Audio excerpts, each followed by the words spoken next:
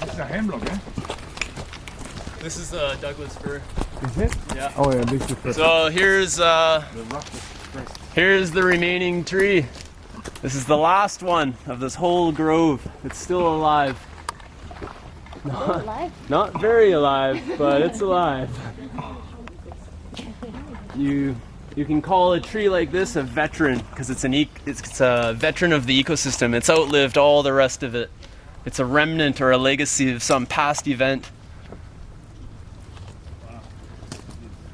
So it's almost 3 meters or almost? This one's 2.7 meters diameter at breast height. So almost over 1,000 years?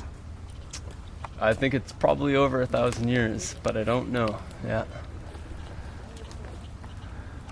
You mean it's Is this the one that Randy Stoltman discovered? No, that's the Hollyburn fir. That's going to be our last site of the day. The Hollyburn fir is even bigger than this one. So you mean this is the only one still alive in this forest? Of this big section of the forest, yeah. So this is the number one, or the? This is the mother tree. Does it has a name? I don't know. I don't know if it has a name. You can give him a name now. I call it the veteran tree. I just put it the veteran fir. The veteran fir, yeah. I'll take a vote. No, just kidding. Ira, it looks like it used to be a lot taller, right? Yeah. You stand over there. I so stretch your hand Sure, so everyone knows how big is it. Okay.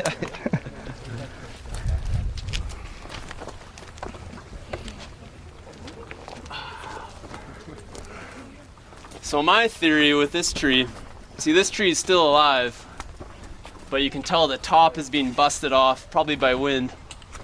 My theory is that when they logged this, it was taller than it is now, and when they cleared, like you see these stumps all around, this was a big healthy forest. When they cleared all these stumps, it opened the tree to full exposure from the wind. And that's a classic problem when you cut down the rest of the forest and you leave a big tree, that the top gets blown off by the wind. That's what happened to Canada's tallest tree. There was a tree called the Coxella fir, and it was growing on the Coxella River on the west coast of Vancouver Island. It was measured to be 96 meters tall, and so logging began in the vicinity of the tree in the 1960s, and soon after the top of the tree was blown off. The tallest tree in Canada, a terrible shame. Anyway, the logging continued and they effectively clear-cutted all the way around the tree, but left this beautiful tree. What do you think happened? The whole thing tipped over a year later. Yeah. And that would be just slightly taller than the current tallest tree. The currently tallest tree is the Carmana giant. It's a Sitka spruce in the Carmana Valley on Vancouver Island.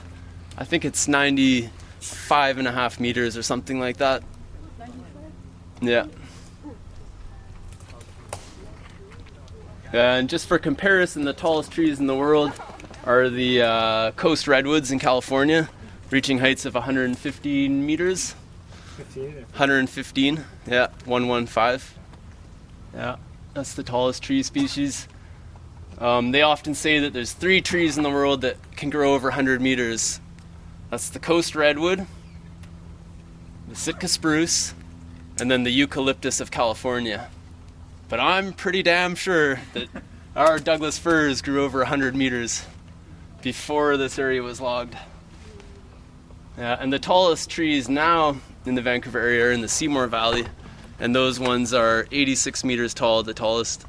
And those are growing way up on the mountainside, not in what I at least presume to be ideal habitat. So it's remarkable that they can achieve such size growing way up on the mountainside.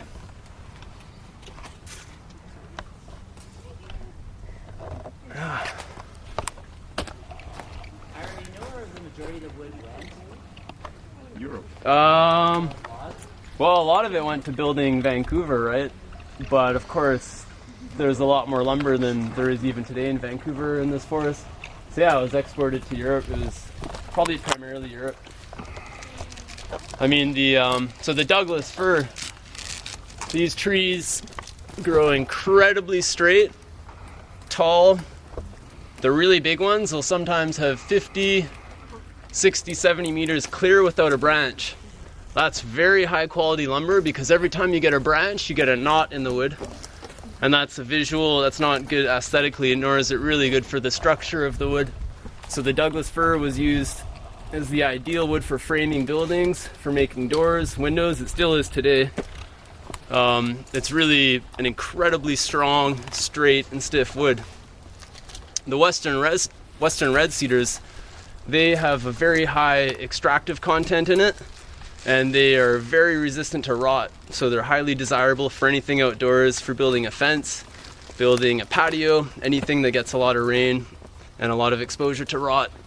For example, in Germany, they've banned treated wood. A lot of the wood we use outdoors today is treated with some really nasty chemicals. That always comes with a warning. I'm a carpenter, so I get this wood that I'm supposed to build something with. There's a warning on it that says this wood contains arsenic or something. It's kind of concerning. But so in Germany, they've banned that wood, and they highly desire our Western red cedar because it lasts longer than treated wood, and it's totally organic. And then the other tree that is of very high value, especially in the past, is the Sitka spruce. Sitka spruce grow very tall, very straight, again without many branches low down. And the Sitka spruce was the ideal wood for the masts of ships because it's very, very strong, but it's not that dense. And some people say that it has the highest strength to weight ratio in the world. So it was excellent for the Navy ships back in the day. And then later it became highly valued in World War I and World War II for shipbuilding as well as aircraft construction. One other thing I'll point out is as we're moving up in elevation today, the tree species are going to be changing. So we can now see our first tree that's characteristic of the mountain hemlock zone. Like the way it works is BC is divided into different biogeoclimatic zones, and all around Vancouver we're in the coastal western hemlock zone. So the really common trees are the western hemlock, western red cedar, Douglas fir, also Sitka spruce, and a few others. And then all along the tops of the North Shore Mountains, anywhere above about 800 meters, we have the mountain hemlock forest. So this is dominated by mountain hemlock, yellow cedar, you know this, and amabilis fir. And we've just come to our first of the mountain hemlock forest. This is amabilis fir, also known as Pacific silver fir. The Latin name is Abies amabilis. So this is a true fir, and it's the lowest elevation of the mountain hemlock trees. And we're going to see the other ones at the very top of our hike today. It's really, you can distinguish it in the bottom of the forest because it has very few branches. It prunes its branches off really well. Any branch that's not getting good light, it's very effective at dropping off. And it has sort of sometimes little white splotches on it. What is it called again? It's called amabilis fir. Marvelous fir. Yeah. So this is a true fir, and it's in the genus Abies, whereas Douglas fir is not actually a fir. It's the Latin name. Who knows what the Latin name of Douglas fir is? Enzizii, yeah. So it's actually not related that highly to this tree. It's in the same family. Most of the trees are in the pine family, but at the more specific category, it's not actually related. It's good to learn the scientific names. It helps you understand how things are related, and it's also good if you speak a different language. For example, French. A lot of the names for trees in French are very similar to the Latin name. Like western red cedar is Thuya plicata, and I believe that the French name is Thuya. Yeah, and then for